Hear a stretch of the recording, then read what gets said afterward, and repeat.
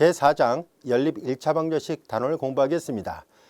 4장 1절은 가우스 조르단 소거 방법을 이용해서 연립 1차 방정식의 해를 구하는 것이 가능하다는 것을 공부하려고 하는데요. 우리는 이 절에서 가우스 소거법이라는 것도 함께 학습을 해보려고 합니다. 이 절의 제목은 가우스 조르단 소거 방법이라고 되어 있는데요. 가우스 조르단 소거 방법뿐만 아니라 가우스 소거법도 있어요. 그래서 우리는 이 두 가지를 함께 학습을 해보려고 합니다. 자, 우선 가우스 조르단 소거 방법을 이해하려면 연립 1차 방정식을 행렬들의 곱의 형태를 이용해서 표현하는 방법을 알고 있어야 되는데요. 우리는 앞에서 행렬의 곱을 연립 1차 방정식을 염두에 두고 곱을 정의했다는 것을 설명한 적이 있습니다. 따라서 우리는 다음 같은 미지수의 개수가 n개로 주어지고 방정식의 개수가 m개로 주어지는 이때 미지수의 개수하고 방정식의 개수가 일치하지 않아도 상관없습니다. 우리는 다음 같은 연립 1차 방정식을 생각해 봅니다. 이것을 직접 다시 한번 써볼게요. a11 x1 플러스 a12 x2 a1n xn equal b1이에요. 자, 여기에서 x1부터 xn이 바로 미지수예요. 미지수가 모두 n개로 되어 있고 a1n부터 a1n 그리고 b1은 전부 다 상수예요. 스칼라 값입니다. 자, 이제 a21 x1 a22 x2 a2n xn equal b2. 자, 이렇게 해서 여기 각각의 방정식이 바로 주어져 있을 때 이 방정식의 개수가 m개로 주어져 있다고 가정하겠습니다. am1 x1 am2 x2예요. amn xn equal bm 이렇게 돼 있을 때, 자, 이런 연립 1차 방정식은 미지수의 개수가 n개로 주어져 있고 방정식의 개수가 m개로 주어져 있습니다. 자, 이런 형태의 연립 1차 방정식을 우리가 앞에서 행렬의 곱을 약속했던 것처럼 행렬들의 곱과 그리고 행렬의 상등 관계를 이용해서 이 식을 다시 표시를 해보려고 합니다. 이런 꼴로 표현할 생각인데요.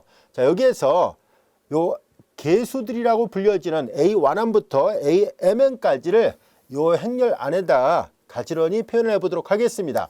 a11, a12, a1n이고 a21, a22, a2n입니다. 그리고 여기는 am1, am2, amn이에요. 우리는 이제 이렇게 앞에 변수 앞에 있는 개수들로만 이루어진 행렬이기 때문에 우리는 이 행렬을 편의상 개수 행렬이라 말을 할 생각입니다. 개수들로 구성된 행렬이라는 뜻이에요. 그리고 이제 행렬을 표현할 때 알파벳 대문자를 써서 표시하기 때문에 A로 표시를 해보겠습니다. 자, 그리고 우리는 앞에서 행렬의 곱을 약속했었죠. 자, 여기에서 이런 모양이 나올 수 있도록 행렬의 곱을 이용해서 이걸 다시 표시한다면 이렇게 표현할 수 있습니다. 실제로 a11 x1 플러스 a12 x2 플러스 쭉 가서 a1n xn이니까 이 등호의 좌변의 모양이 이 행렬의 곱을 이용해서 표현할 수 있다는 것을 알 수 있습니다.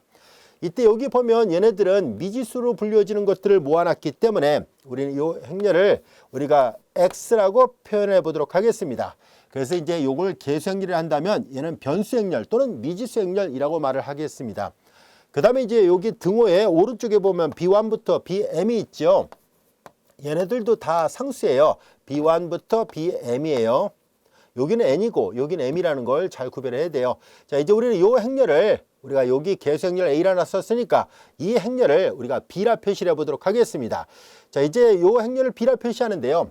여기 이제 이렇게 벡터처럼 이렇게 볼드체를 써서 표현해 보도록 하겠습니다. 사실 여기도 대문자 x가 아니라 우리 책에 보면 이게 볼드체로 되어 있어요.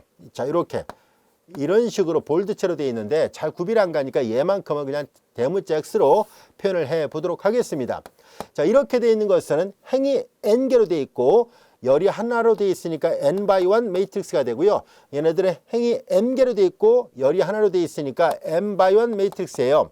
자, 근데 우리는 이렇게 열이 하나로 되어 있는 형태의 벡터들을 우리가 보통 열벡터라 얘기를 합니다. 비슷한 방법으로 행이 하나로만 되어 있는 것은 행 벡터라 얘기를 할 텐데요. 결과적으로 이 행렬들이 일종의 벡터 역할을 하기 때문에 이렇게 볼드체를 써서 벡터라는 걸 강조하기 위해서 볼드체를 써서 표시한 거예요. 얘는 말 그대로 n×n 매트릭스 개수 행렬들로 이루어졌으니까 볼드체를 쓰지 않고 행렬을 표현하는 알파벳 대문자 A를 써서 표시한 것뿐이에요. 따라서 이와 같은 연립1차 방정식은 다시 한번 이런 형태로, 자 이렇게 이런 형태로 행렬 형태를 이용해서 표현한다면 이런 모양으로 나타낼 수 있다라는 것을 알 수 있습니다. 우리의 관심은 이 연립 1차 방정식을 만족하는 해 x를 어떻게 구할 수 있을까 하는 것을 알아보려고 합니다. 4장 1절에서는 가우스 소거법과 그리고 가우스 조르단 소거 방법을 이용해서 해 x를 구하는 게 가능하다는 것을 공부할 것이고, 4장 2절에서는 크라마 공식을 이용해서 구하는 게 가능하다는 것을 보이려고 합니다. 그리고 4장 3절에서는 우리가 역행렬을 구하는 또 다른 방법으로서 이 가우스 조르단 소거 방법을 이용해서 역행렬을 구할 수 있다는 것을 배우려고 하는데요.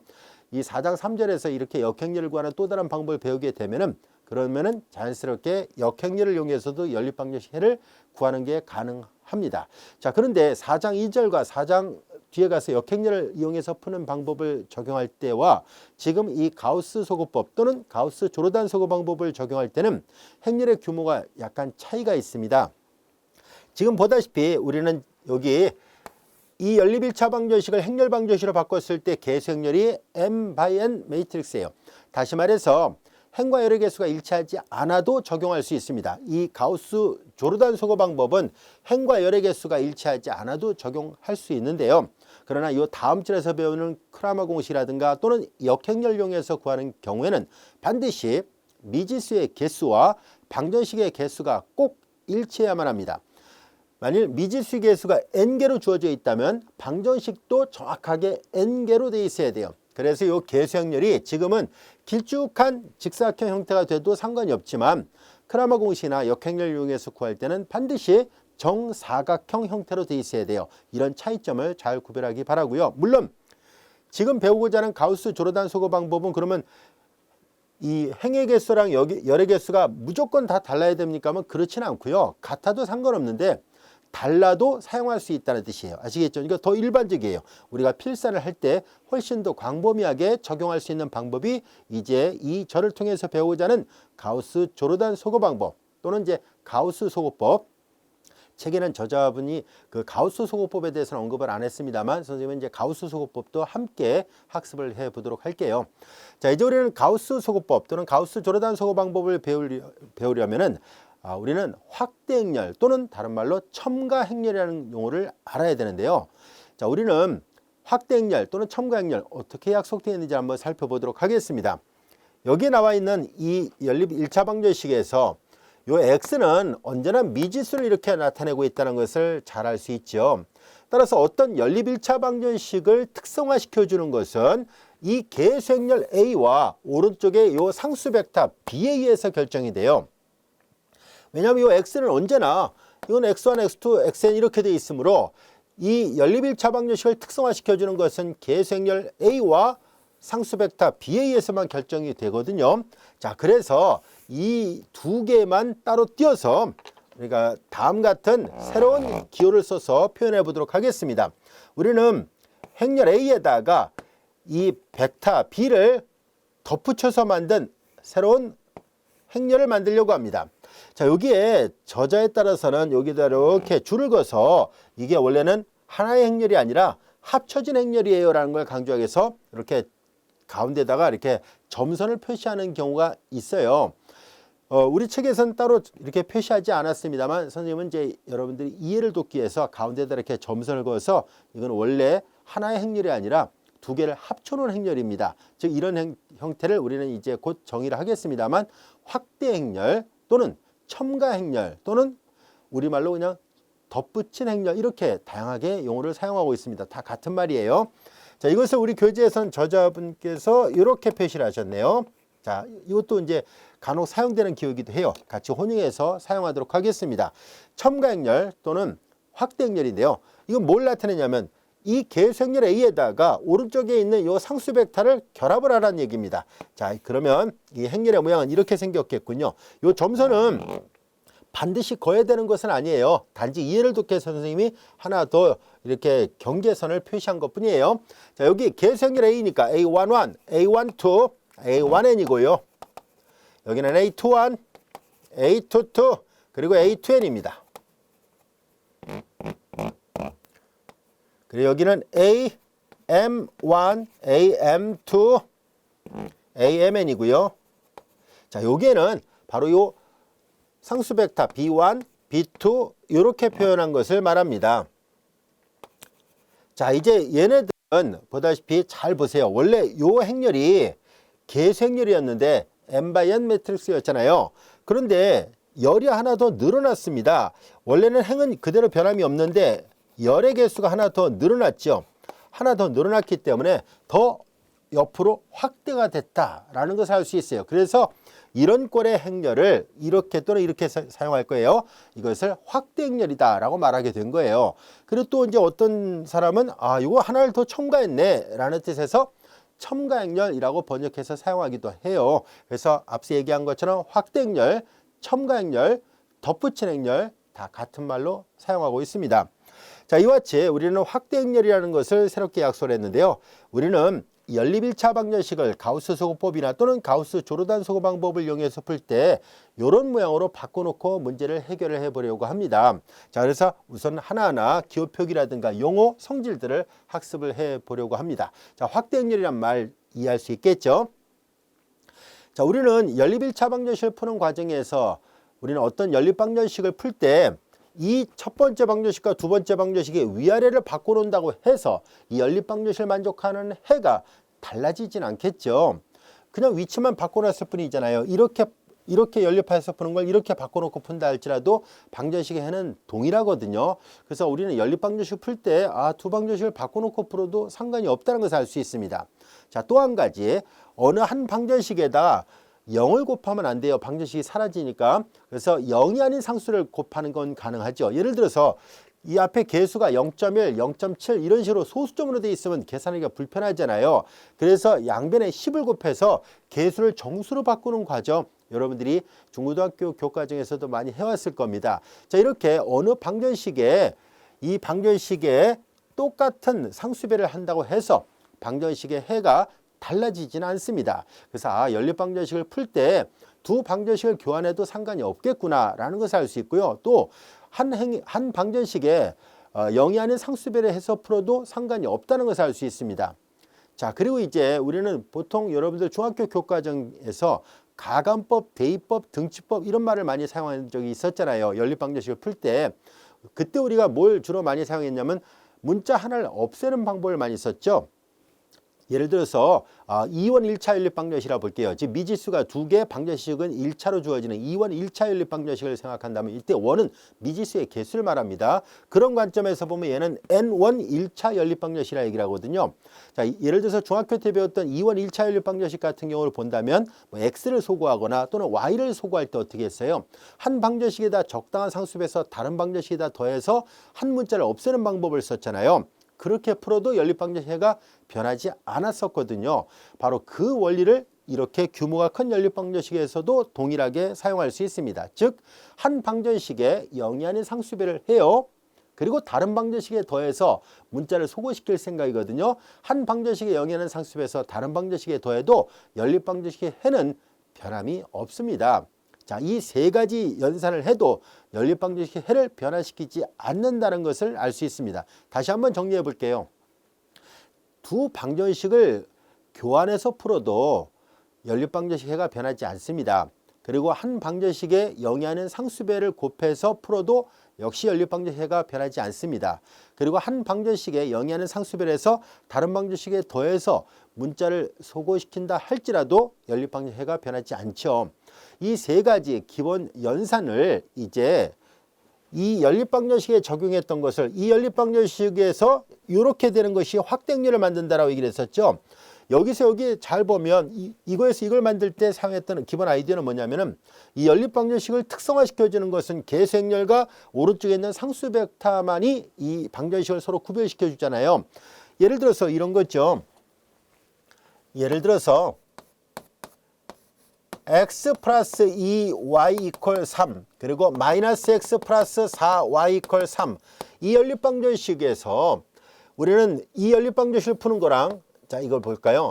이거랑 이제 구별 짓는 것이 무엇이 있을까 하는 것을 알아보려고 합니다. x 마이너스 4y는 이퀄 예를 들어서 마이너스 2 그리고 3x 마이너스 5y 이걸 계산했을 때 이거 1 이렇게 해볼게요. 자, 이 방정식과 이 방정식은 당연히 서로 다른 헤드를 갖게 될 텐데요.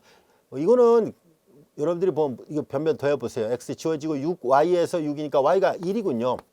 y가 1이고 y가 1이면은 x도 y가 1, x도 1이군요. 자, 보세요. x가 1, y가 1이면 3. 1이면 3 맞죠? 그래서 이 첫 번째 방정식을 만족한 해는 그냥 간단하게 이렇게 구할 수 있었고요. 얘도 마찬가지예요. 여기도 마찬가지로 하면 x가 2, y가 1이에요. 대입을 해보세요. 2를 대입하면 2에서 4 빼니까 마이너스 2, 6에서 5를 빼는 거니까 1이잖아요. 결과적으로 이 첫 번째 방정식과 두 번째 방정식은 당연히 해가 달라요. 그러니까 전혀 다른 방정식인데요. 우리가 지금 원하는 것은 뭐냐면은 이 방정식과 이 방정식에서 공통으로 x, y는 똑같이 들어있고 등은 똑같이 들어있잖아요. 결과적으로 이 방정식 해가 이렇게 되고 이 방정식 해가 이렇게 된다는 것은 요 계수들하고 요 오른쪽에 있는 상수가 달라졌기 때문이거든요. 자, 그래서 우리는 이렇게 연립일차 방정식을 이 기호를 다 써서 계산한 것이 좀 번거롭기도 하죠. 그래서 앞서 얘기한 것처럼 이 연립방정식을 특성화시켜주는 것은 이런 계수들이거든요. 이 숫자들하고. 그래서 이렇게 이 연립방정식의 의미를 이렇게 확대행렬을 이용해서 생각해도 충분하겠구나라는 것을 알 수 있습니다. 여기까지 이해할 수 있겠죠. 자, 그러면 조금 전에 여기서 구두로 설명했던 것, 이 연립방정식 해가 변하지 않는 세 가지 규칙이 있었죠. 두 개의 방정식을 교환하고 한 방정식에 영위하는 상수배를 하고 한 방정식에 영위하는 상수배에서 다른 방정식에 더하고 이 세 가지를 해도 이 방정식 해가 변하지 않잖아요. 그러면 얘를 보고 만든 게 이 확대행렬이니까 그러면 방정식에다 조금 전에 구두로 설명했던 세 가지 연산을 이 확대행렬에다가도 동일하게 적용할 수 있겠죠. 이걸 바꾸면 오른쪽 B1, B2도 같이 바뀌잖아요. 여기도 잘 보세요. 만약에 1행하고 2행을 자리 바꿨다가 가정해봐요. 이렇게 바꿔요. 얘가 위로 가고 얘가 밑으로 가는 거예요. 이 연립방정식 해가 변하지 않는 것처럼 당연히 위아래를 두 행을 바꿔놓고 풀어도 연립방정식 해가 변하지 않겠구나 라는 것을 알 수 있습니다. 이때 많은 학생들이 혼돈을 합니다. 우리 앞에서 행렬식을 할 때 어떻게 됐어요? 두 행을 교환하면 부호가 반대가 됐었죠. 행렬식은. 하지만 지금은 연립방정식을 확대행렬을 이용해서 표현하는 것 뿐이에요. 구별을 해야 됩니다. 이걸 자꾸 이 두 개의 개념을 혼돈하면 안 돼요. 아시겠죠? 확실하게 선을 긋고 행렬식에서는 두 행을 교환해서 행렬식 계산하면 원래 주어졌던 행렬식 값과 부호가 반대지만 연립방정식을 확대행렬로 바꿔놓고 나서 풀 때 두 행을 교환해도 방정식 해가 변하지 않습니다. 구별을 잘 할 수 있겠죠? 자, 그러면 두 행을 교환해도 방정식 해가 변하지 않는다는 것을 알게 됐어요. 그리고 한 방정식에 영위하는 상수배를 곱해서 풀어도 방정식 해가 변하지 않았던 것처럼 여기도 한 행에 영위하는 상수배를 곱해서 풀어도 방정식 해가 변하지 않겠구나 라는 것을 알 수 있습니다. 그리고 문자를 소거하기 위해서 한 방정식에 영위하는 상수배에서 다른 방정식에 더하는 것이 가능했었잖아요. 더해도 해가 불변이었었습니다. 얘도 마찬가지죠. 임의 한 행에 영위하는 상수배에서 다른 행에 더해도 되겠구나 라는 것을 알 수 있습니다.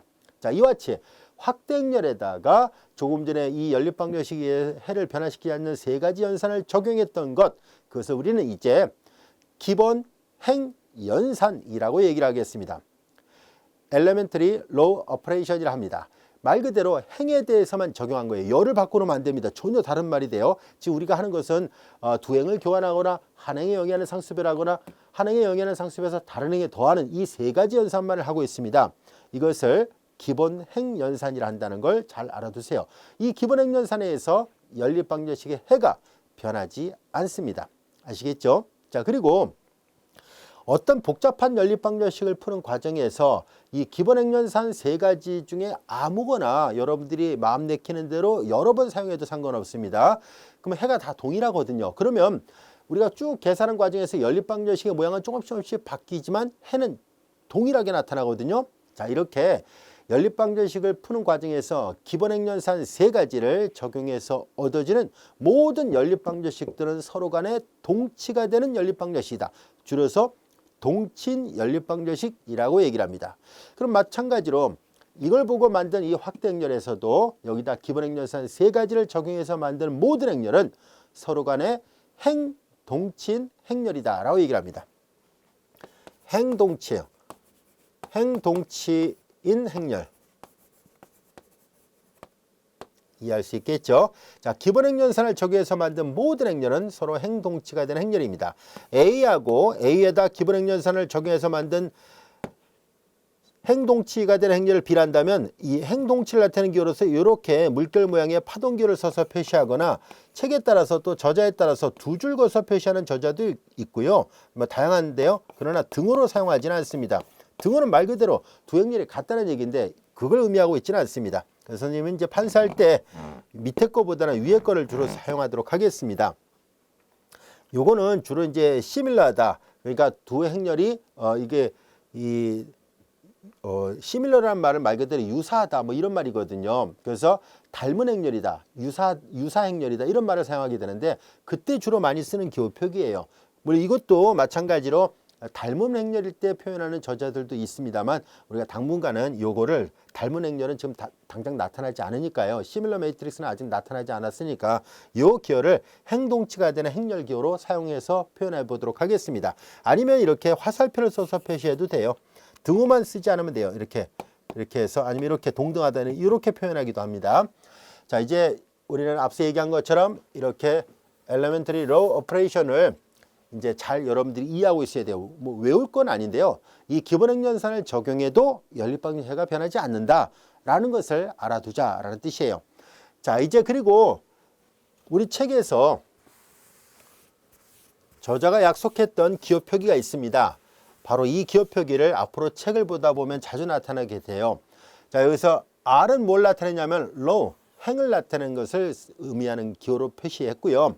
첨자 I는 I번째 행이에요. C는 constant, 영이 안에 어떤 상수를 곱했다라는 의미로 사용하고 있네요. R, I, 가로 안에 C 이렇게 썼으면 I번째 행에 영이 안에 상수 C를 곱했구나 라는 뜻이에요. 아시겠죠? 그러니까 예를 들어서 이렇게 썼다면 첫 번째 행에다 3분의 1을 곱했구나 라는 의미로 쓰겠다라는 뜻이에요. 그리고 RIJ는 뭘 나타내냐면 I번째 행과 J번째 행을 교환하겠다라는 뜻입니다. 그리고 요거는 RIJ 가로 안에 C를 쓴 건 뭐냐면 앞에 있는 행 I번째 행에다 C를 곱한 다음에 뒤에 있는 J번째 행에다 더했다 이런 뜻이에요. 아시겠죠? 그러니까 요 기본 행렬산 세 가지를 말로 설명하기에는 너무 장황하잖아요. 그러니까 우리 저자분들이 이렇게 기호를 하나 약속을 한 거예요. 이런 기호를 써서 표현하기로 하자라는 약속이에요. 의외로 또 다른 선형대 수학 교재에서도 이와 같은 기호를 많이 사용하기도 합니다. 그래서 흔히 사용하는 통용되는 기호 표기 중에 하나예요. 자, 그래서 이 기호 표기를 이용해서 우리는 기본 행렬산이 어떻게 적용되는지를 좀 더 명확하게 이해할 수 있을 겁니다. 자, 우리는 간단하게 다음 같은 연립 1차 방정식을 우리는 확대 행렬을 이용해서 표현을 한번 해보려고 하고요. 그리고 이 연립 방정식의 해를 기본 행렬산을 이용해서 하나씩 우리가 해결을 해보려고 합니다. 일단 쉬운 것부터 하나하나 해결할 것이고요. 여기에서 우리가 이 개념을 충분히 이해한다면 앞서 여기다 썼던 것처럼 미지수의 개수가 n개, 방정식의 m개로 주어지는 더 일반화된 형태로도 동일하게 적용할 수 있습니다. 자, 우리는 이 연립방정식을 여기다 하나하나 다시 써가면서 설명할게요. 2x1 플러스 5x2 이퀄 19. 물론 이거 간단하니까 그냥 암산으로도 이 해를 구할 수는 있어요. 하지만 우리는 흐름을 알아보기 위해서 하나하나 써가면서 설명하도록 하겠습니다. 연립 1차 방정식의 해를 구할 때 두 방정식의 위치를 바꾼다 해도 위아래를 바꾸는 거예요. 연립 방정식 해가 변하지 않죠. 왜냐하면 이걸 연립해서 푸나 이걸 연립해서 푸나 똑같잖아요. 이해할 수 있겠죠? 자, 그리고 우리는 다음 같은 것을 또 생각해 볼게요. 자, 우리는 알기 쉽게 다음 같이 한번 해볼게요. 예를 들어서 여기 첫 번째 방정식에다가 두 배를 해볼게요. 2x1, 2x2, 10이에요. 자, 그리고 두 번째 방정식은 그대로 놔두겠습니다. 자, 이걸 푸나 이걸 푸나 이걸 푸나 사실 답이 다 똑같을 수밖에 없어요. 그리고 또 한 가지 우리는 자, 여기서 여기 넘어갔을 때 이걸 만들었죠. 그러니까 우리는 한꺼번에 계산할게요. 첫 번째 방정식에다가 이제 마이너스 2배를 해봐요. 그리고 두 번째 방정식에다 더하겠습니다. 마이너스 2배를 한 다음에 두 번째 방정식에 더하려고 하는 이유는 문자를 하나 소거시키기 위함이에요. 첫 번째 방정식에 몇 배를 하려고 하죠. 그건 그대로 놔두고요. 여기다 마이너스 2배를 다 한 것을 요 두 번째 방정식하고 더한 결과만 쓰겠습니다. 마이너스 2배에서 더하니까 0이죠. 0은 안 써도 되죠. 마이너스 2배에서 더하니까 3, x2. 마이너스 2배라니까 마이너스 10 플러스 19니까 여기가 9가 되잖아요. 자, 이렇게 됐습니다. 여기까지 할 수 있겠죠. 자, 이제 우리는 여기서 바로 이렇게 점프를 했어요. 그 다음에 우리는 또 뭘 생각하려고 하냐면은 요 방정식에서 요 두 번째 방정식에다가 3분의 1 곱해도 되겠죠. 두 번째 방정식에다가 3분의 1 곱해 볼게요. 여기다가 3x2 이퀄 9가 되고요. 그 다음에 이제 다시 첫 번째 방정식은 그대로 놔두고 두 번째 방정식에다 3분의 1 곱하니까 여기 x2 이퀄 3이 되죠. 자, 우리는 잘 보세요. 하나, 둘, 셋, 넷, 5개의 방정식이 해가 다 똑같다라는 말을 하려고 합니다. 그래서 해가 똑같은 연립방정식은 앞서도 얘기했었죠. 해가 똑같은 연립방정식은 동치인 연립방정식, 줄여서 동치 연립방정식 이렇게 간단히 얘기를 할 거예요. 동치가 되는 연립방정식이에요. 자, x2가 3이니까 여기서 3이라는 걸 바로 찾았잖아요. 이거 같은 x2니까 여기다 대입을 해봐요. 그러면 x1이 2라는 것을 알 수 있습니다. x1은 2가 되고 x2가 3이었군요. 자, 그런데 여기다도 똑같이 대입을 해보세요. x2 3을 대입하니까 9 맞죠? x2 3에다가 x1 2를 대입하니까 5가 맞죠? 여기도 다 대입하면 이걸 만족합니다. 따라서 이 5개의 연립방정식은 서로 간에 동치가 되는 연립방정식입니다. 그리고 이 1번부터 편에서 5번이라 할게요. 1번 방정식을 푸는 거랑 맨 마지막에 5번 방정식을 푸는 거랑 비교해보면 어느 게 더 쉬울 것인가 하는 문제가 생깁니다. 당연히 이 5번 방정식이 제일 쉽다는 것을 알 수 있어요. 왜냐하면 이 5번 방정식은 다른 거는 문자를 다 소거해봐야지 알 수 있다면 얘는 또 약분도 해야 되잖아요. 그런데 얘는 바로 답이 구해졌잖아요. x2가 3이에요 라고 바로 답이 나와 버렸으니까 이 결과를 여기다 대입해서 같은 x2니까요. 얘를 위에다 대입을 해서 풀 수 있었잖아요. 자, 아래에서 구한 해를 위식에다 대입해서 풀고 있죠. 이것을 역으로 대입한다는 뜻에서 역대입법이라고 얘기를 하고요. 또는 거꾸로 와서 대입한다 해서 후진대입법이라 합니다. 반대로 위에 있는 해를 구해서 아래에다 대입하면은 순대입법이라고도 하고 아니면 전진대입법, 가면서 차례차례 계산하고 있다 해서 전진대입법이라고 하는데요. 자, 지금은 역대입법 또는 후진대입법이라는 것을 사용하고 있습니다. 이것은 이제 앞서 구두로 설명한 것처럼 책에 따라서는 역대입법이라고도 하고요. 또는 후진대입법, 뒤에서 거꾸로 오고 와서 대입한다는 뜻에서 후진대입법이라고도 얘기를 합니다. 자, 이제 우리는 이 여러 개의 방정식 중에서 이게 제일 간단하다라는 것을 알 수 있었죠. 자, 그러면 조금 전에 우리가 확대행렬이라는 것을 약속했었죠. 그래서 우리는 이제 왼쪽에 있는 이 연립 방정식을 확대행렬을 이용해서 다시 표시를 해보려고 합니다. 자, 그래서 이 방정식에 해당하는 확대행렬을 여기다 표시하겠습니다.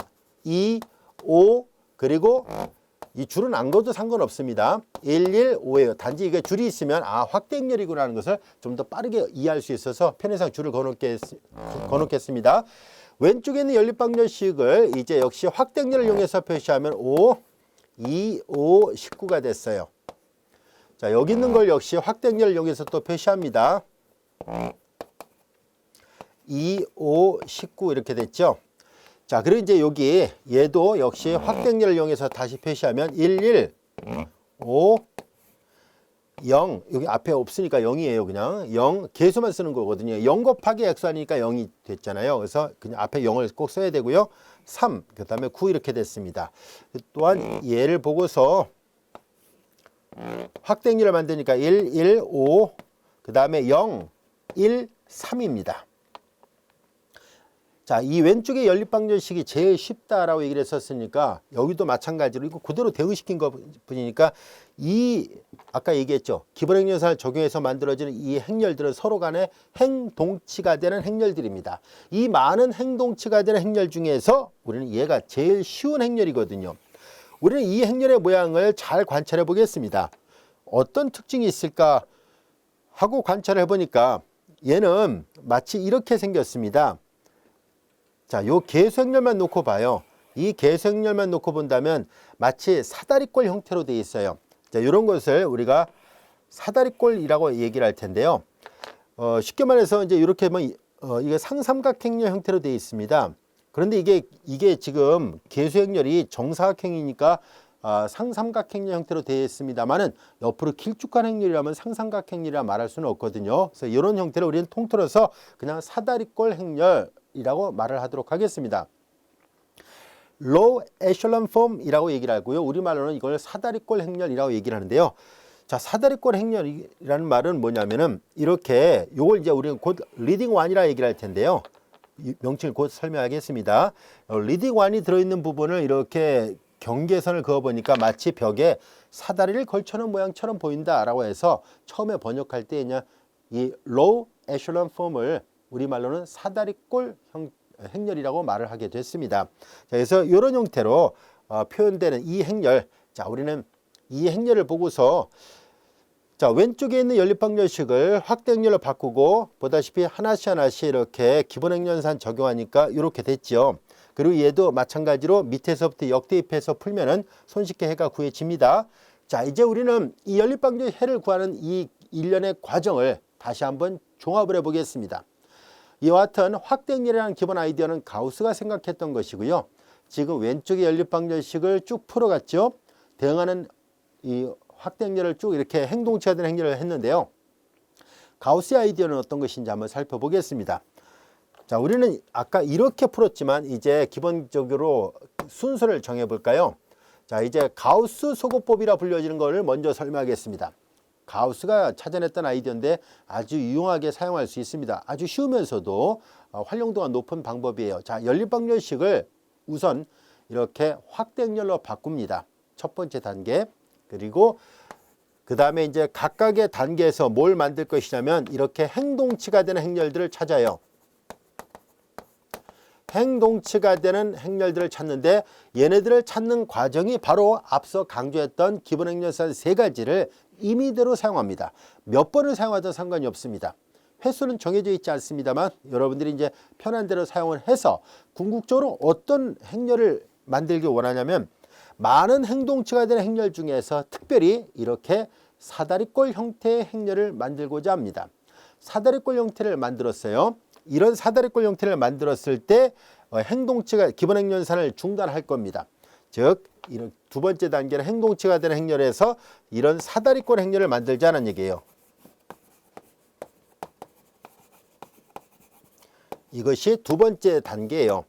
그런 다음에 이제 이 모양을 보고서 여기가 원래 x1 앞의 개수, x2 앞의 개수 이퀄 상수잖아요. x1 앞의 개수, x2 앞의 개수 이퀄 상수니까 얘를 보고 이제 가우스는 이렇게 연립방정식을 다시 만들었어요. 여기에서 계산하기 좋게 이렇게 확대행렬을 갖고 행동치가 되는 행렬을 중에서 사다리꼴 행렬을 만든 다음에 다시 연립방정식을 만들어요. 그리고 여기서 얘기했던 것처럼 이제 여기가 두 번째 단계면 여기가 세 번째 단계고요. 그 다음에 이제 마지막 단계는 여기 네 번째 이거예요. 역대입법, 후진대입법으로 밑에서부터 위로 올라가면서 해를 찾는 이 일련의 과정.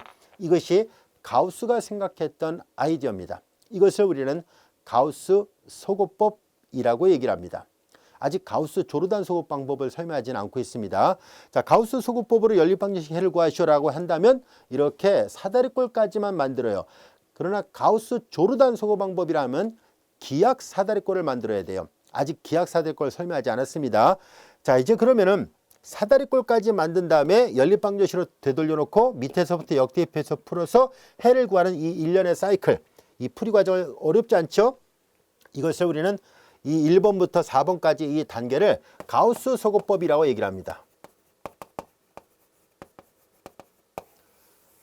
자, 그런데 조르단이라는 수학자가 가우스가 만든 이 소거법에 한 가지를 더 첨부를 한 거예요. 그래서 한 가지 단계를 더 갈 경우에 그것을 우리는 가우스 조르단 소거 방법이라고 얘기를 합니다. 보통 학교 시험에서 가우스 소거법으로 풀어라, 가우스 조르단 소거 방법으로 풀어라 이렇게 구별할 때가 있습니다. 여러분들이 문장을 잘 보고 가우스 소거법을 요구하는 것인지 가우스 조르단 소거 방법을 요구하는지를 잘 구별하시기 바랍니다. 자, 이제 우리는 가우스 소거법이 대충 어떤 개념인지 알게 됐는데요.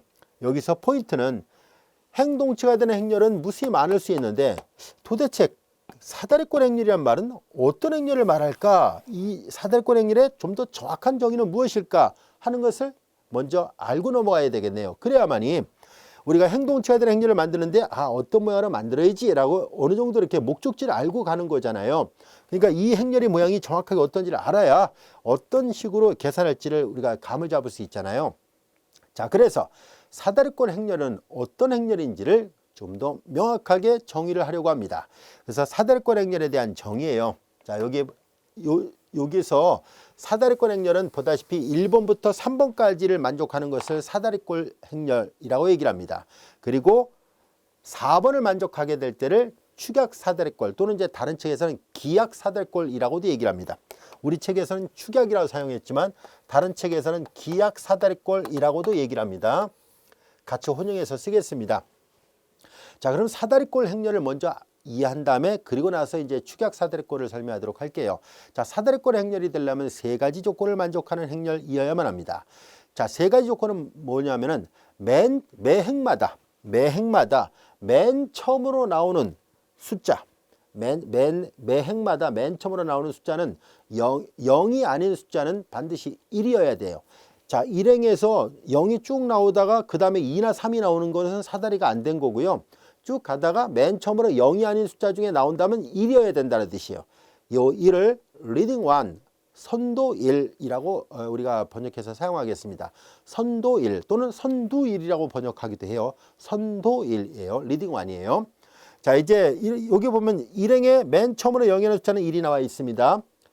무조건 0 다음에 1이 온다 그 말이 아니라 0이 없으면 1부터 나와도 상관이 없어요. 여기도 보세요. 맨 처음으로 0이 아닌 숫자가 오면 1이 나오잖아요. 1 뒤에 나오는 숫자는 상관없습니다. 맨 처음으로 0이 아닌 숫자는 얘가 리딩 1이기만 하면 됩니다. 자, 이것이 첫 번째 조건입니다. 맨 처음으로 0이 아닌 숫자는 리딩 1, 1이 나와야 된다는 것. 그리고 두 번째 조건은 뭐냐면 자, 1행, 2행, 3행, 4행 이렇게 행이 계속 이렇게 밑으로 내려가면서 행이 이렇게 거듭될수록 자, 여기에서 리딩 1은 이거고 여기서 리딩 1은 이건데요. 이렇게 행이 거듭될수록 선도 1의 위치가 선행된 행보다는 오른쪽으로 치우쳐져 있어야 돼요. 아시겠죠? 같은 열에 선도 1이 들어있어서는 안 된다는 뜻이에요. 오른쪽으로 가 있어야 돼요. 말을 바꿔서 얘기하면 이런 말입니다. 리딩 1 아래는 무조건 0으로 되어 있어야 돼요. 아시겠죠? 리딩 1 아래가 0이에요. 여기도 리딩 1, 여기 이제 더 이상 없으니까 계산할 필요 없습니다만 행렬의 규모가 커졌다면 리딩 1 아래는 다 0으로 되어 있어야 돼요.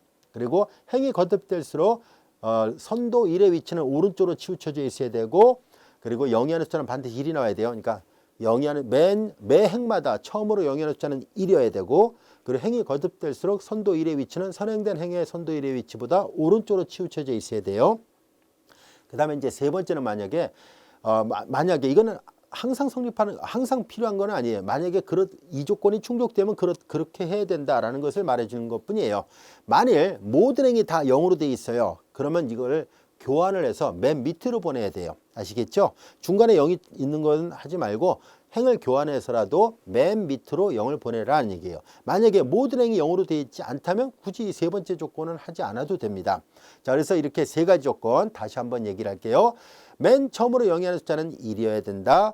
행이 거듭될수록 선도 1의 위치는 오른쪽으로 치우쳐져야 된다. 그리고 만일 모든 행이 0으로 되어 있으면 맨 밑으로 배열되어 있어야 된다. 이 세 가지 조건을 만족하는 행렬이 바로 사다리꼴 행렬입니다. 그래서 로우 에셜런 폼이에요. 자, 이거 보세요. 이게 그 조건을 다 만족하죠. 여기서 세 번째 조건은 따질 필요가 없었어요. 왜냐하면 모두 0으로 된 행이 없었기 때문이에요. 어떤 모양이 사다리꼴인지 알 수 있겠죠. 자, 그러면 이 사다리꼴 행렬을 염두에 두고 기본 행렬산을 적용해서 행동치가 된 행렬을 만들려고 했던 거예요. 여기 잘 보세요. 이거 사다리꼴 아니죠. 왜냐하면 선도 1이 나오질 않았지 않습니까? 여기 선도 1이 나왔는데 여기도 선도 1이 안 나왔어요. 선도 1이 없죠. 선도 1 나왔어요. 근데 여기는 선도 1이 나와 있지 않죠. 여기 3으로 돼 있잖아요. 그래서 여기가 선도 1이 나오게끔 하려고 3분의 1을 마저 곱했어야 된다는 것. 어떤 모양이 이제 사다리꼴인지 알 수 있겠죠. 자, 그래서 행동치가 되는 행렬은 무수히 많습니다만 처음부터 이 사다리꼴 행렬을 염두에 두고 만들다 보면은 몇 번 하지 않아도 금방 이 사다리꼴 행렬을 만들 수 있습니다. 자, 그러면 행동치가 되는 행렬에서 사다리꼴 행렬을 만들 때 그러면 연산에 우선순위가 있는 게 뭘까요? 라고 한다면은 그건 바로 리딩 1을 먼저 찾아야 돼요. 리딩 1이 없으면 바꿔서라도 만들면 돼요. 아시겠죠? 그런 다음에 리딩 1 아래는 다 0을 만들어야 돼요. 왜냐하면 선행된 행보다는 선도 1이 오른쪽으로 치우친다는 얘기는 그 밑은 다 0으로 되어 있어야 된다는 얘기니까 기본 행연산을 적용해서 리딩 1 아래가 다 0이 되도록 기본 행연산을 적용합니다. 즉 한 행에 0이라는 상수에서 다른 행에 더해버리면 돼요. 아시겠죠? 자, 이런 식으로 해서 선도 1 아래가 0이 되면 두 번째에 선도 1을 만들고 그 선도 1을 만들어줬으면 또 그 밑에가 0이 되게끔 만들고 그러면 이제 세 번째에 선도 1을 만들고 또 그 밑에가 0이 되게 만들고 이런 규칙들을 한다면 몇 번 하지 않아도 금방 사다리꼴 행렬을 만들 수 있습니다. 이해할 수 있겠죠? 자, 가우스 소거법은 사다리꼴 행렬까지만 만들고 연립방정식으로 되돌려 놓고 역대입해서 푸는 것을 말한다면은 이제 가우스 조르단 소거 방법은 축약 사다리꼴 또는 기약 사다리꼴이라는 것을 더 만든 다음에 해결하세요 라는 뜻이에요. 가우스 소거법의 일련의 사이클은 여기서 이렇게 해서 3번에서 4번까지 가면 됐었는데요. 그러나 이제 축약 사다리꼴을 더 만든 다음에 계산하는 것이 가우스 조르단 소거 방법이에요. 그 축약 사다리꼴은 한 가지 조건을 더 추가적으로 만족을 해야 되는데 그것은 바로 뭐냐면은 자, 여기 보면은 이 사다리꼴 행렬이 갖고 있는 특징은 이게 리딩 1이라 얘기를 했었죠. 선도 1이 들어있는 그 열의 아랫부분은 항상 0으로 되어 있어요. 아래만 0이 되어 있어요. 그러나 위는 0이 안 되어 있어요. 이렇게. 그렇죠? 그런데 이제 조르단이라는 수학자가 이제 한 가지를 더 조건을 강화시킨 거예요. 리딩 1, 선도 1이 들어있는 그 열의 아랫부분뿐만 아니라 윗부분까지도 모두 0이 되게끔 만드는 거예요. 자, 기본 행연산을 더 적용해서 선도 1 위도 0을 만드는 거예요. 자, 한번 여기서 마저 연산을 해볼게요.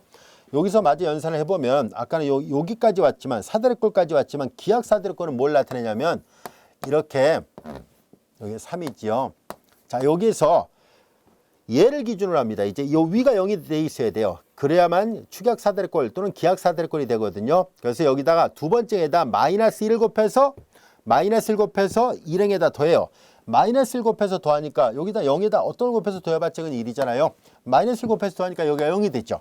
마이너스 곱해서 더하니까 여기가 2가 됐습니다. 자, 이와 같이 자, 이제 리딩 1이 나오고 선도 1 아래뿐만 아니라 윗부분까지도 다 0을 만들었어요. 이렇게 되는 행렬이 바로 기약 사다리꼴입니다. 기약 사다리꼴 또는 축약 사다리꼴이에요. Reduced Low Echelon Form이에요. 아시겠죠? 그러니까 이런 꼴을 마저 만들어요. 그런 다음에 이런 꼴까지 한 단계를 더 가는 거죠. 그런 다음에 바로 얘를 보고 연립방정식을 다시 만들어요. 자, 여기는 x1 앞에 개수고요. x2 앞에 개수가 0이니까 x2는 사라졌죠. 그 다음에 이제 여기는 x1 앞에 개수, x2 앞에 개수예요. 그래서 이렇게 해서 밑에서부터 역대입해서 풀어요. 얘도 똑같이 역대입은 똑같이 합니다. 그런데 여기 잘 보면 x2가 3이고 바로 x1이 2가 됐죠. 자, 그래서 가우스 소거법은 그냥 사다리꼴까지 만든 다음에 역대입해서 푸는 방법을 말한다면 가우스 조르단 소거 방법은 사다리꼴이 아니라 반드시 기약 사다리꼴을 가야 돼요. 그리고 연립방정식을 만들고 그 다음에 이제 역대입해서 푸는 과정은 똑같습니다. 한 가지 단계가 더 들어간 거예요. 기약 사다리꼴을 만들자라는 얘기입니다. 그럼 왜 여기서 그냥 이 사이클이 네 번째까지만 딱 와도 해가 구해지는데 왜 한 단계가 더 들어가니까 다섯 단계가 되니까 단계가 더 늘어났잖아요. 왜 조르단이라는 수학자는 에서 가우스가 잘 만들어 놓은 걸 한 단계를 더 만들었을까? 그냥 풀어도 될 텐데 왜 더 만들었을까 하는 문제가 생기죠. 일단 두 가지 목적이 있습니다. 하나는 우리 4장 3절에서 배우는 것처럼 이 가우스 조르단 소거 방법을 이용하면 우리 앞에서 역행렬 구하는 공식이 있었죠. 행렬식을 이용해서 A의 행렬식분의 1 수반행렬이었잖아요. 이와 같은 역행렬 구하는 공식은 3차 정사각행렬을 이용해서 계산할 때는 쉽다라고 얘기를 했는데 4차, 5차, 6차로 가게 되면 되게 복잡해지잖아요. 사실 손으로 구하기는 어렵습니다. 오늘날 물론 컴퓨터를 이용해서 바로바로 계산하지만 예전 사람들은 다 손으로 계산했을 거 아닙니까? 그래서 어떻게 하면 역행렬을 쉽게 구할 수 있을까 하는 과정에서 이 조르단이라는 수학자가 가우스가 만드는 원리를 약간 응용을 해서 역행렬을 만들 수 있는 방법을 찾아냈어요. 그래서 이 조르단 소거 방법이 또 중요한 역할을 하는 게 그 첫 번째가 그거고요. 또 한 가지 목적이 있습니다. 바로 뭐냐면은 자, 여기에서 행동치가 되는 행렬을 만들 때 사다리꼴을 만들 때요. 사실 어느 정도 이 만드는 규칙 방법이랄까요? 순서가 딱 정해져 있긴 해요. 하지만 만드는 방법이 꼭 그 방법을 해야 된다는 그런 일반적인 룰은 없어요. 그러다 보니까 이거 제각각 나와요. 다시 말해서 사다리꼴의 모양이 10명이 풀었을 때 10명이 다 똑같다는 보장이 없다는 단점이 있습니다. 그러니까 10명의 답이 똑같을 수도 있지만 사람마다 생각이 다르니까 다 달라지게끔 만들 수 있어요. 그러나 해는 변함이 없습니다. 어차피 누군가는 뭐 이방정식을 풀어도 x가 2, x1이 2, x2가 3이고 이걸 풀어도 이게 똑같잖아요. 그러니까 방정식의 모양이 조금씩 달라진다 할지라도 그래도 해는 똑같거든요. 그러다 보니까 10명이 푼 답안이 다 중간중간에 달라진다면 그걸 비교하기는 좀 어렵잖아요. 그래서 일반적으로 가우스 소거법은 10인 10세개의 답안지가 나와요. 10명이면 10명의 답안이 다 다를 수 있습니다. 그러나 그에 반해서 이렇게 기하 사다리꼴은 언제나 유일하게 하나밖에 없어요. 행동치가 되는 사다리꼴을 만드는 이 행동치가 되는 행렬을 중에서 사다리꼴을 만들 수 있는 것은 다양하게 나올 수 있습니다. 여러 가지 다양한 모양이 나올 수 있습니다만은 그러나 기하 사다리꼴, 이 축약 사다리꼴은 유일하게 하나밖에 없어요. 바로 이 유일성 때문에 입학시험이라든가 학교 시험에서는 이걸 선호합니다. 왜냐하면 누가 풀어도 똑같이 나오는 거 그걸 당연히 채점할 때 편하지 않겠어요?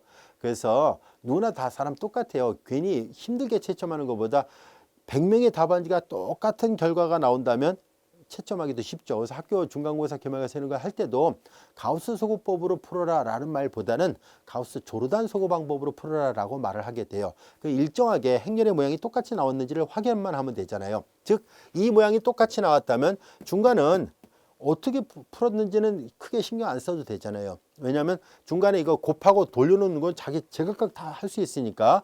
그러나 어떤 방법으로 오더라도 이 모양이 똑같이 잘 맞아 떨어졌다면 아, 올바르게 계산했구나 라는 것을 알 수 있어요. 그래서 보통 시험에 출제를 할 때는 가우스 조르단 서거 방법을 이용해서 풀라고 합니다. 아시겠죠? 자, 그런데 우리가 시험하고 상관없이 그냥 해를 빨리 구하고 싶을 때는 사실 조르단 소거 방법까지 가면 한 단계가 더 나가야 되니까 더 그만큼 불편합니다. 그래서 보통은 연산할 때 그냥 시험하고 상관없이 우리가 그냥 어떤 이론을 이해하고 학습을 할 때는 이 가우스 소거법이 편하고 쉽습니다. 아시겠죠? 그래서 선생님이 만약에 문제에서 가우스 조르단 소거 방법으로 연립방정식 해를 구하라 그러면 조르단 방법까지 마저 하겠습니다만 그냥 연립방정식을 풀어라 라고 한다면 가우스 소거법으로 그냥 해를 구하도록 하겠습니다.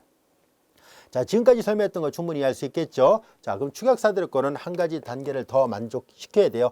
선도 1을 포함하고 있는 각열의 다른 모든 수가 0이다. 즉 아래뿐만 아니라 위도 0을 만들어야 된다는 걸 이해할 수 있겠죠? 자, 이제 그렇다면 지금까지 배웠던 방법을 이용해서 이 연립방정식을 이제 가우스 조르단 소거 방법이라고 명시가 돼 있으면 반드시 기하사들의 즉 축약사들의 꼴을 만들어야 돼요. 귀찮다고 해서 그냥 사다리꼴까지만 만들고 해를 구하면 당연히 감점을 합니다. 그래서 가우스 조르단 소거 방법이라는 명칭이 되어 있으니까 끝까지 잘 풀어야 됩니다. 자, 우리는 여기에서 이 문제를 풀 때 변수가 왼쪽 오른쪽에 다 섞여 있잖아요. 한쪽으로 다 모아 놓으려고 합니다. 그래서 연립방정식을 다시 재배열하겠습니다. 2x1 플러스 x3 이퀄 10이고요.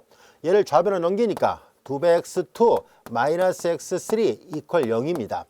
얘를 이쪽으로 넘깁시다. 6x1 그럼 넘어갔으니까 플러스 3x2 마이너스 x3 이퀄 0이 됐습니다. 이쪽으로 넘기고 다시 쓴 것뿐이에요. 자, 이제 우리는 이 연립방정식을 가우스 조르단 소거 방법으로 풀기 위해서는 확대행렬을 먼저 만듭니다.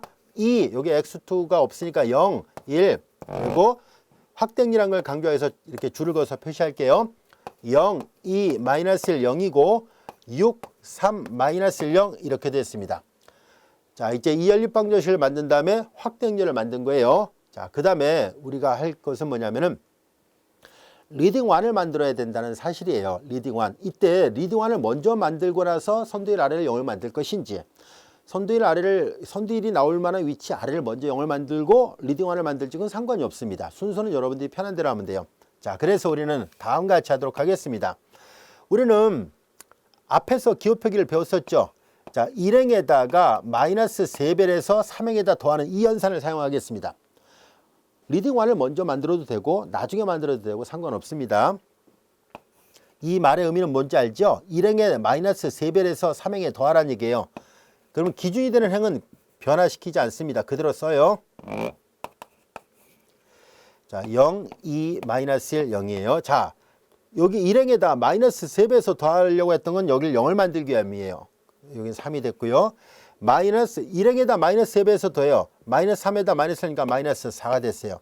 마이너스 3배에서 더하니까 마이너스 30이 됐습니다. 여기까지 이해가 됐죠? 아직 리딩 1이 나오지 않았습니다.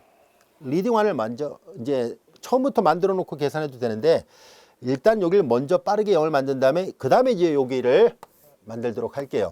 1행에다가 우리는 2분의 1을 곱해 보겠습니다. 그러면 여기가 1, 0, 2분의 1 곱했으니까 1, 0, 2분의 1이 돼요. 2분의 1 곱했으니까 5가 됐죠. 자, 그 다음에 이제 나머지는 그대로 쓰겠습니다.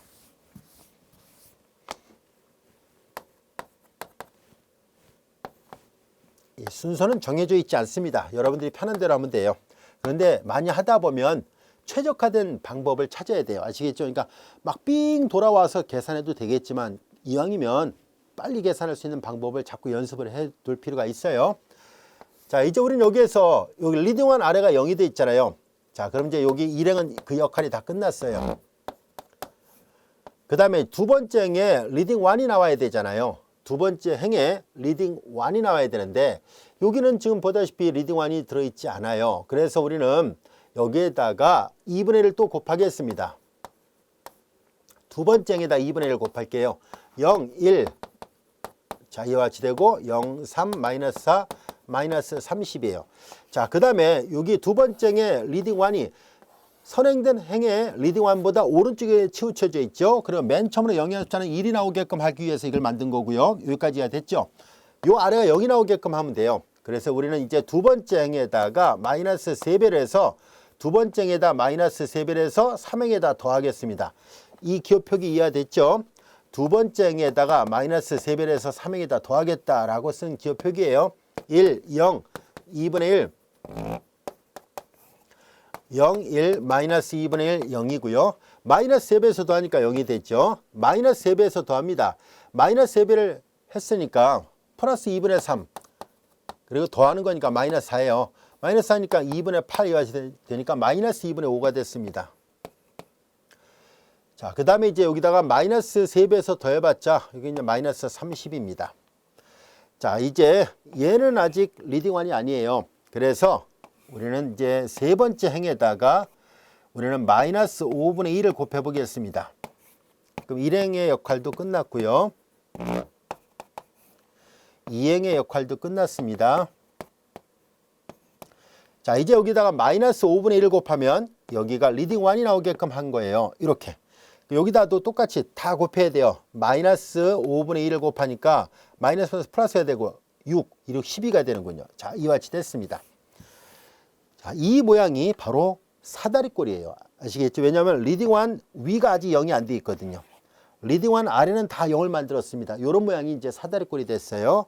하지만 가우스 조르단 소거 방법은 사다리꼴이 아니라 기약 사다리꼴, 즉 축약 사다리꼴을 만들어야만 합니다. 그래서 위를 다 0을 만들기 위해서는 다시 연산을 해야 됩니다. 이번엔 3행이 기준이에요. 3행에다가 뭐를 곱해서 2행에다 더하고 3행에다 뭘 곱해서 1행에다 더해서 이걸 0을 만들 수 있을까 하는 것을 알아보겠습니다. 자, 3행에다가 마이너스 2분의 1을 곱해서 1행에다 더하겠습니다. 그럼 한꺼번에 하겠습니다. 3행에다가 이제 2분의 1 곱해서 2행에다 더해서 연산을 하겠습니다. 따로따로 하지 않고 이렇게 숙달이 되면 한꺼번에 해도 돼요. 상관없습니다. 그리고 이 계산하는 과정은 교재의 풀이하고 다를 수 있습니다. 이건 사람마다 다 풀이 과정이 좀 자기가 편한 대로 갈 수 있으니까 이게 딱 정해져 있는 해법은 아니에요. 아시겠죠? 즉 사다리꼴까지 만드는 과정은 10인 10색이라 얘기를 했잖아요. 여기까지는 누구나 다 다른 방법으로도 풀 수 있지만 마지막에 기약 사다리꼴이 됐을 때 최종 결과는 똑같이 나와야 됩니다. 자, 이제 3행이 기준이에요. 0, 0, 1, 12였습니다. 0, 0, 1, 12였고요. 자, 이제 요거부터 먼저 할게요. 마이너스 2분의 1 곱해서 더하죠. 그럼 여기 1, 0, 0이 돼요. 마이너스 2분의 1 곱해서 더한다는 얘기니까 마이너스 2분의 1 하면은 마이너스 2분의 1이니까 마이너스 6이 됐죠. 더하기 1행이니까는 마이너스 1이에요.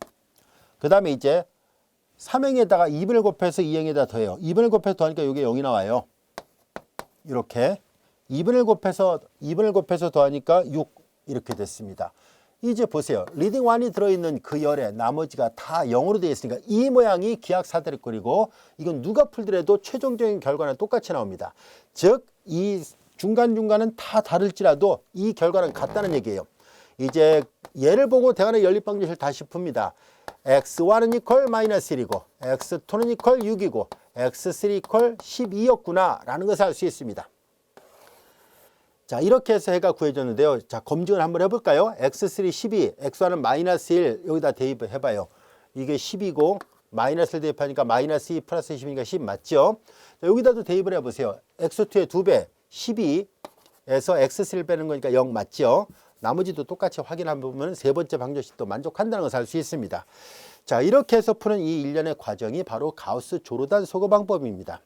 어려운 듯하지만 숫달이 되면 사실 금방 풀 수 있습니다. 그래서 스님이 자세하게 설명하려고 이게 시간이 길어지고 있습니다만 이해하고 나면 별거 아닌 거예요. 아시겠죠? 그래서 기본행연산을 적용해서 기하사대립꼴까지 만들어서 푸는 것이 바로 가우스 조르단 소거 방법이라는 것을 잘 기억해 두도록 합시다.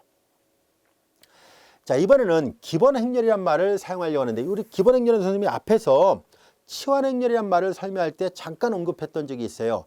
자, 앞에서 치환행렬은 뭐예요? 각 행이나 각 열에 한 원소가 1이고 나머지가 다 0이 되는 그런 행렬을 우리가 치환행렬이라 얘기를 했었습니다. 예를 들어서 001, 010, 100 이런 식으로 각 행이나 각 열에 한 원소가 1이고 나머지가 다 0이 되는 그런 행렬을 치환행렬이 한다면은 자, 기본행렬은 뭘 나타내냐면은 기본행렬은 단위 행렬에다 기본행렬산을 1회 적용하는 행렬을 말합니다. 단위 행렬에 기본행렬산이 세 가지가 있죠. 임의 두 행을 교환할 수 있다. 한 행에 영위하는 상수배를 할 수 있다. 한 행에 영위하는 상수배에서 다른 행과 더할 수 있다. 이게 바로 기본행렬산 세 가지인데요. 단위 행렬에다 기본행렬산을 반드시 한 번만 적용한 거예요. 그것을 우리는 통틀어서 엘레멘터리 매트릭스라고 합니다. 이 엘레멘터리 매트릭스라는 것은 앞에서 배웠던 치환행렬이라는 말과 다른 말이에요. 여기에서 물론 기본행렬의 특수한 경우가 치환행렬이 됩니다. 그러나 치환행렬이 기본행렬이 되지는 않습니다. 자, 그러면 예를 들어서 어떤 것이 있는지 한번 볼까요? 3차인 단위행렬 갖고 설명해 볼게요. 자, 이게 단위행렬이잖아요. 자, 여기에서 기본행렬을 엘레멘터리 약자를 써서 2라 표시를 해 볼게요. 자, 이때 할 수 있는 방법은 무한히 많다 보니까 그냥 번호를 붙여서 구별하겠습니다. 편의상 어떻게 할 것이냐면 1행과 2행을 교환하겠습니다 라는 의미예요. 앞에서 했던 것처럼 그냥 교환하려고 합니다. 1행과 2행을 교환하면 여기가 0, 1, 0, 1, 0, 0, 0, 0, 1이 되죠. 자, 이렇게 되어 있으면 얘가 기본행렬인데요. 앞에서 배운 대로 한다면 이건 또 치환행렬도 돼요. 아시겠죠? 그러니까 각 행마다 열마다 하나가 1이고 나머지가 다 0이니까 기본행렬이면서 동시에 치환행렬이 됩니다. 자, 임의 두 행을 교환한 거예요. 자, 이런 모양 또는 이런 것도 가능합니다. 자, 이제 예를 들어서 1행의 3배를 하는 거예요. 3, 0, 0, 0, 1, 0, 0, 0, 1이에요. 이것도 역시 기본행렬입니다. 이건 치환행렬은 아니에요. 왜냐하면 1 나머지 0이 돼야 되는데 3으로 들어있으니까요. 자, 그리고 또 이런 거 해볼까요? 1행의 2배를 해서 2행에다 더하려고 합니다. 1행에다 2배를 해요. 기준이 되는 행은 건드리지 않고요. 1행에다 2배에서 2행에다 더하려고 하니까 2, 1, 0, 0, 0, 1이 돼요. 자, 이런 것들이 다 결국 이제 두 행을 교환하고 한 행의 영위하는 상수배를 하고 한 행의 영위하는 상수배에서 다른 행과 더해서 만들어지는 이런 행렬들이 이런 과정으로 계산할 수 있는 건 무한히 많거든요.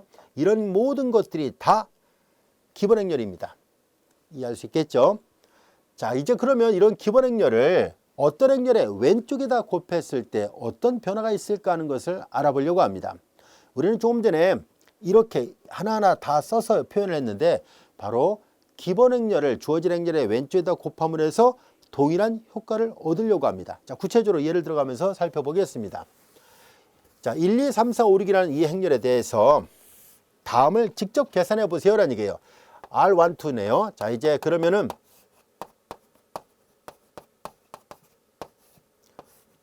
R1, 2라는 얘기는 1행과 2행을 자리를 바꾸라는 얘기잖아요. 이렇게 된 거예요.